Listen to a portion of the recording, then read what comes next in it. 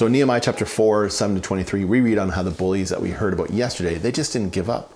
And because these bullies wouldn't stop, the workers and the team, the community that was supporting Nehemiah, they started to get tired and they started to get discouraged. Does that happen to you? Yup. Do you have a goal? Do you have a team around you helping and working, and then you just start to feel alone? Nehemiah had the same thing. After so much opposition, the strength in Nehemiah's team was starting to give out. But Nehemiah was strategic. He was committed. And so Nehemiah prayed. He took it to God. He was being in constant communication with God since the very beginning. And once again, he brings his frustration and his worries to God. Nehemiah prioritized rest. And this is my favorite. I need a nap. He knew that he and his team needed rest if they were going to have the strength to keep going. So he found a way for them to work in shifts and for people to rest. Nehemiah chose community. His team committed to protecting and supporting each other for as long as their opposition lasted. And Nehemiah kept going. The job was a little bit more difficult than it had been in the beginning, but Nehemiah never stopped. He kept moving forward and he kept adjusting his plans, and he got creative so that they could work and they could continue to work no matter what. Man, I wish I could tell you that the opposition ended there, but it didn't. He faced even more obstacles in the chapters 5 and 6, and both he found obstacles from both his enemies and his